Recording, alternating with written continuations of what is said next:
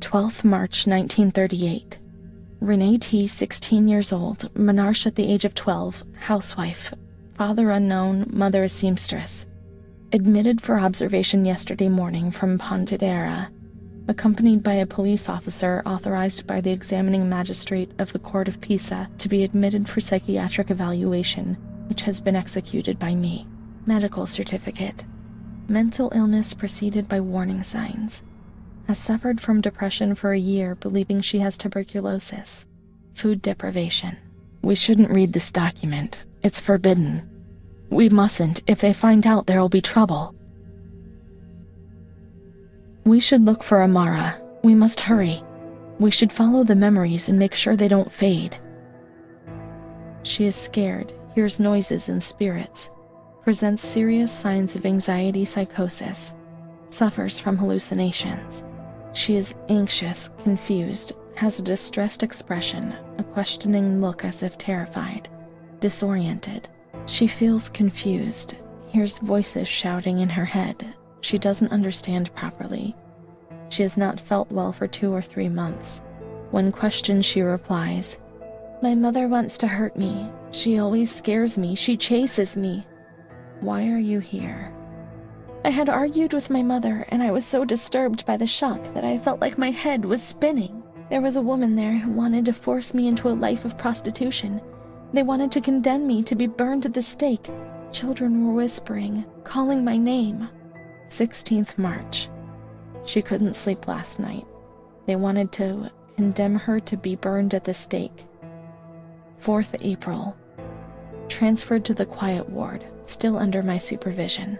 Yes, that's true. The ward where Amara was. Yes, the stake. The children wanted to burn Renee. She had to pay for what she'd done. Like witches, at the stake. So many things frightened me. The system I lived in was all built on fear and light. There was no mercy or understanding in the town of light. 21st April. She is more awake this morning and responds to questions.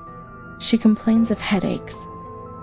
She became emotional when she found out that her mother was there. She says that one day, years earlier, when she was with a friend of hers, she met a guy who made her get into a car and took her for a ride. There, she was made to smoke cigarettes and drink spirits, and that guy showed her certain things. He tried to hurt her and made her go crazy. She says that he promised to marry her and made her swear to keep it a secret. These details were roughly confirmed by her mother. After that, she became domineering, impatient, and hostile to her family, especially her mother. She started taking off her clothes in public, going from laughter to tears without warning. She rants, masturbates. I can't remember these things, only the guilt, the stake. I know that I deserve to pay for that guilt. I knew it even then. Amara, she was good. Let's look for her. What else can we do?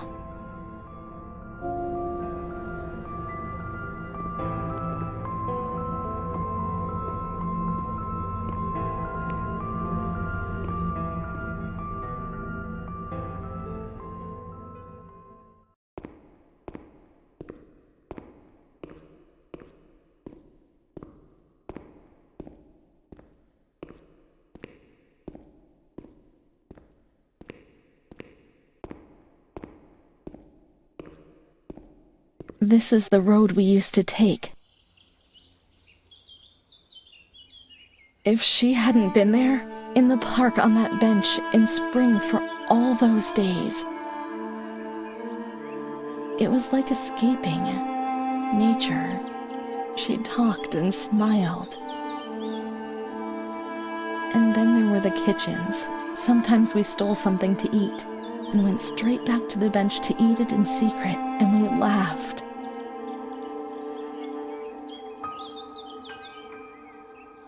She did things to me. Sometimes she touched me.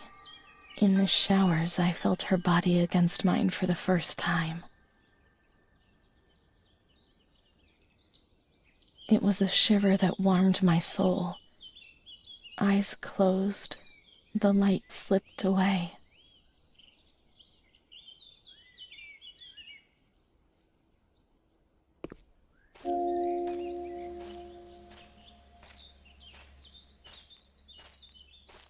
She wasn't in the system. He wouldn't let her in. That's it. She must be the key to my memories, to the reasons why.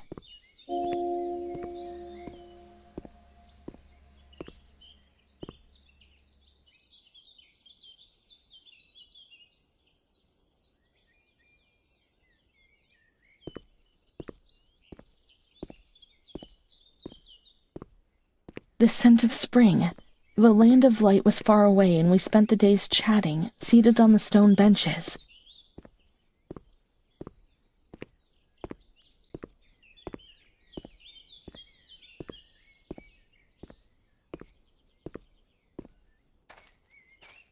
Nature helped me to forget, to get out of system.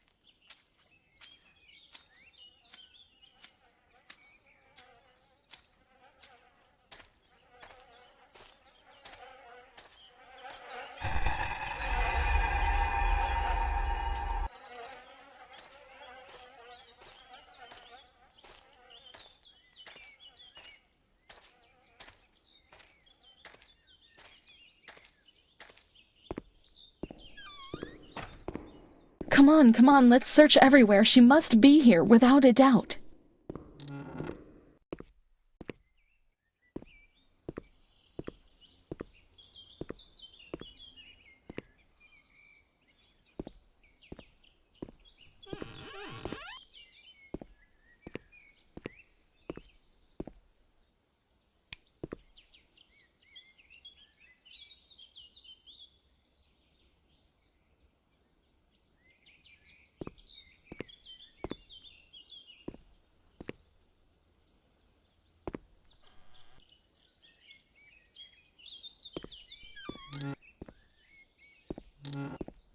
Keep looking. We mustn't give up.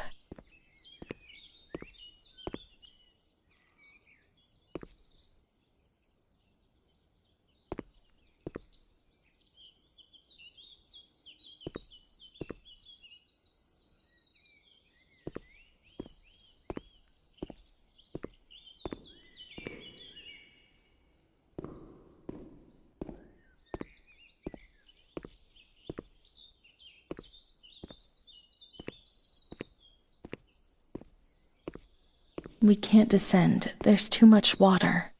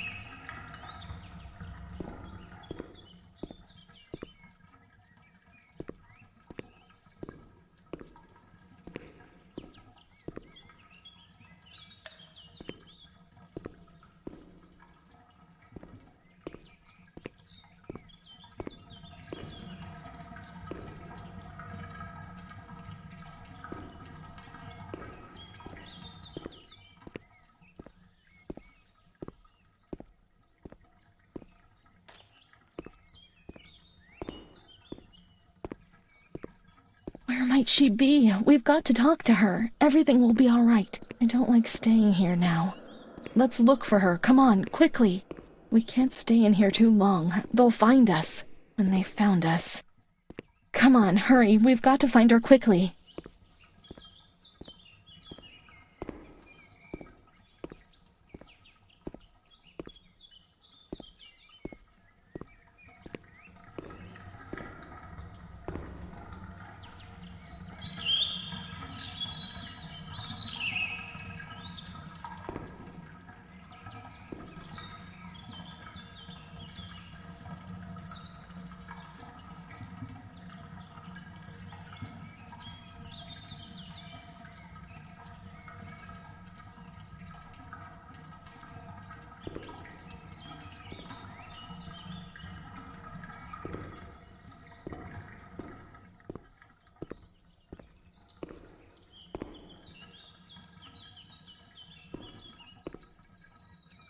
Let's look for Amara in the kitchens in the basement of the building, behind the greenhouse.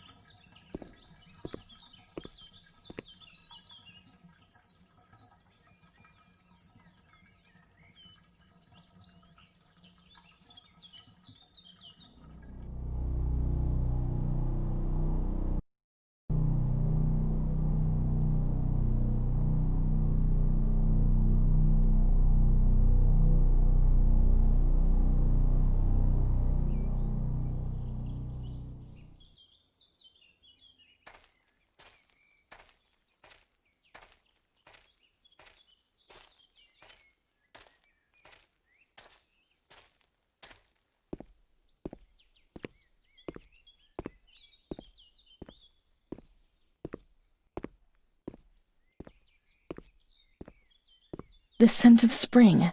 The land of light was far away, and we spent the days chatting, seated on the stone benches.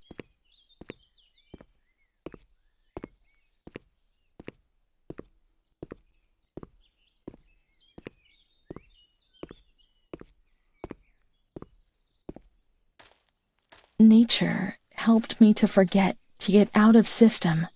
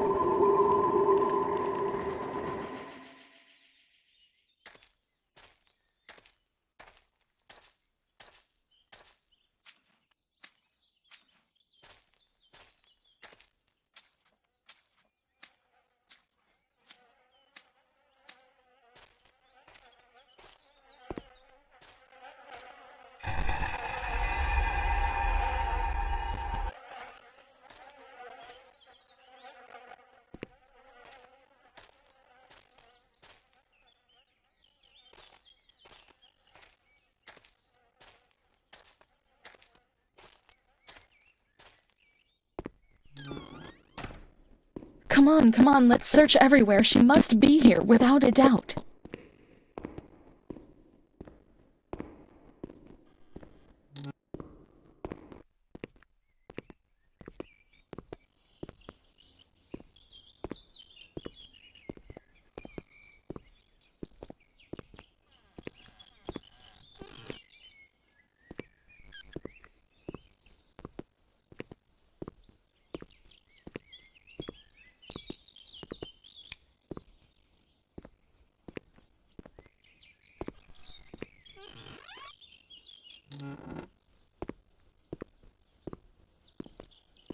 We can't descend. There's too much water.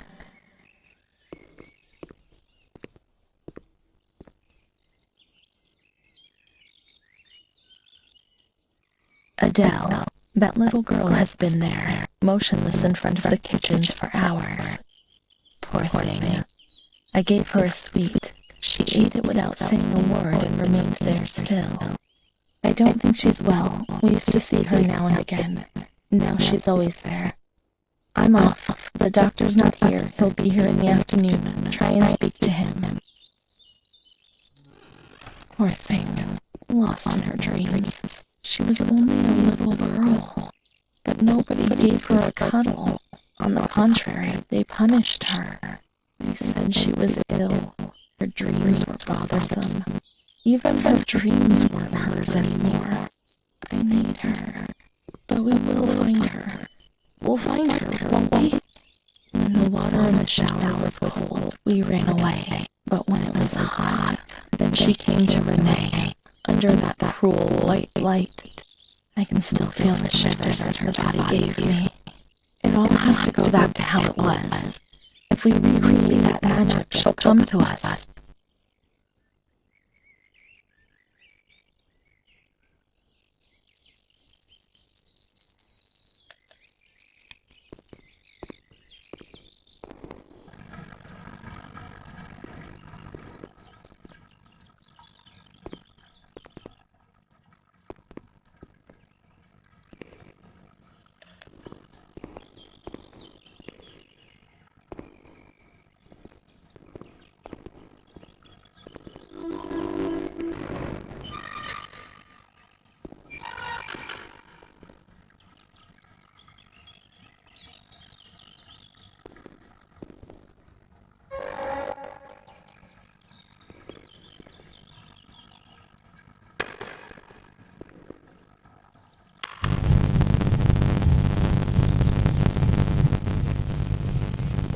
Everything's ready.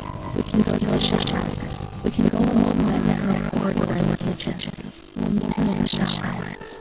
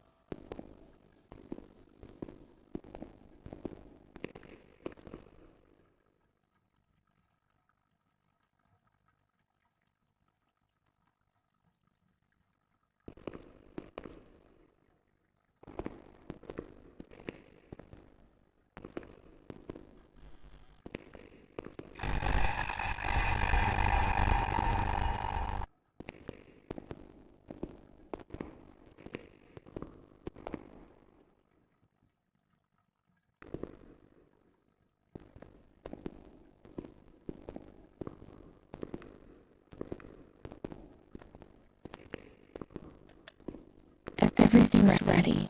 Let's strip off and leave our clothes on the hooks in the changing room.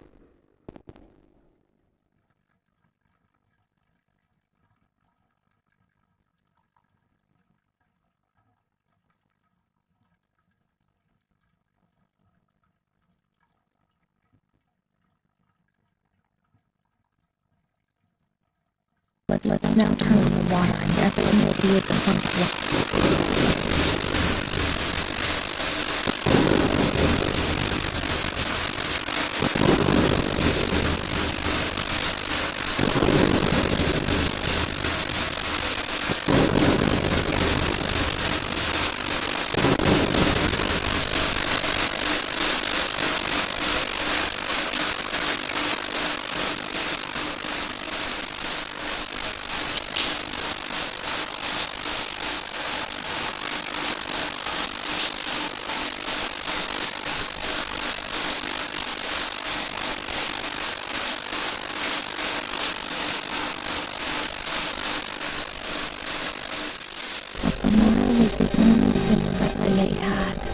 as they separated them, bring me to the semi-agitated ward, the one which terrified everyone.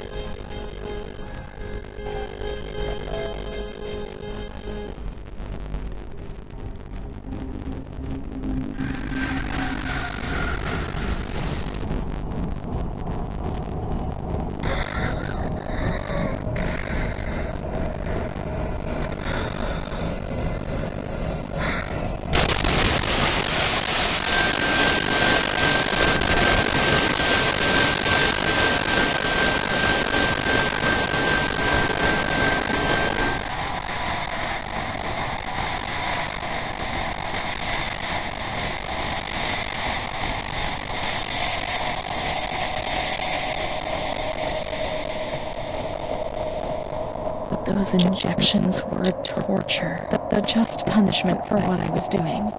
And her, who knows where Amara was. They had taken me upstairs into that ward where no one wanted to go.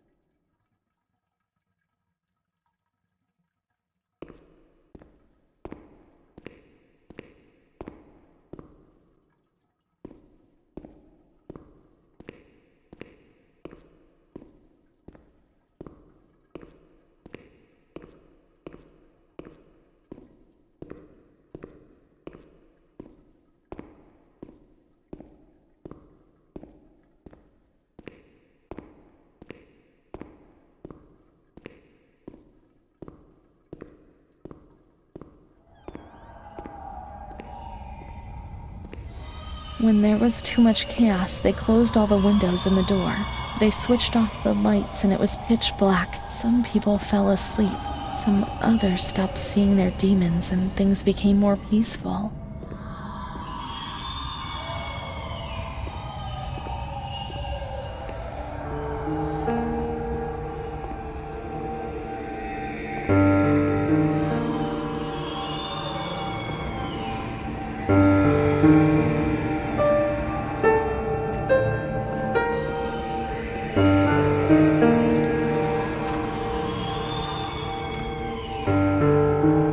Put a straight jacket on you.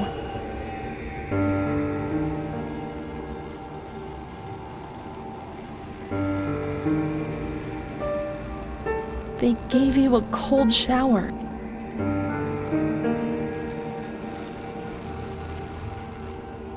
They suffocated you with a sheet.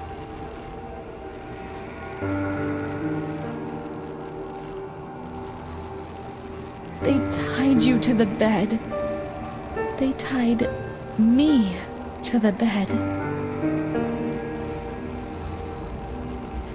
A woman died next to me, suffocated by her own vomit.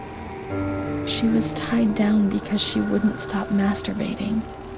I remember her death rattle. I screamed, but nobody came. Everybody screamed in there. A whole lot of them. It was then that I saw that doll, which wasn't Charlotte. No, she wasn't Charlotte.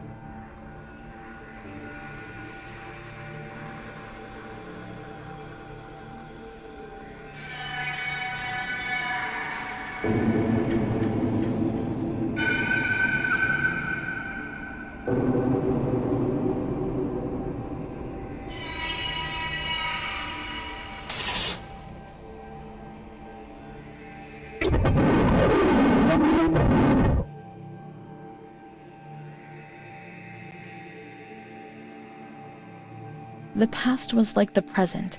That doll, that man, the shame. Renee was increasingly divorced from reality. How will I ever be able to find out what really happened? How will I ever be able to find Amara again if I can't even find myself?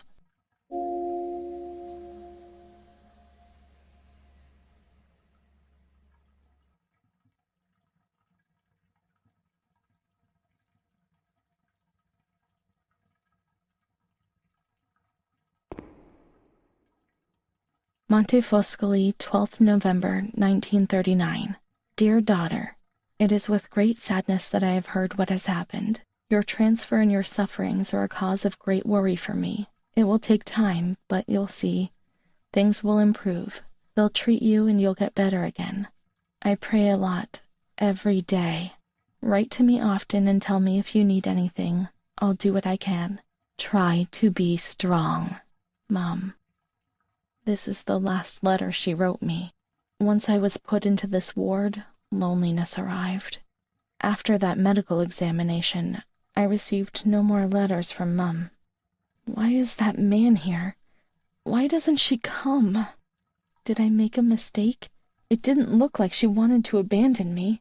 What did I do wrong? I should like to be able to reply to her again now, to change things.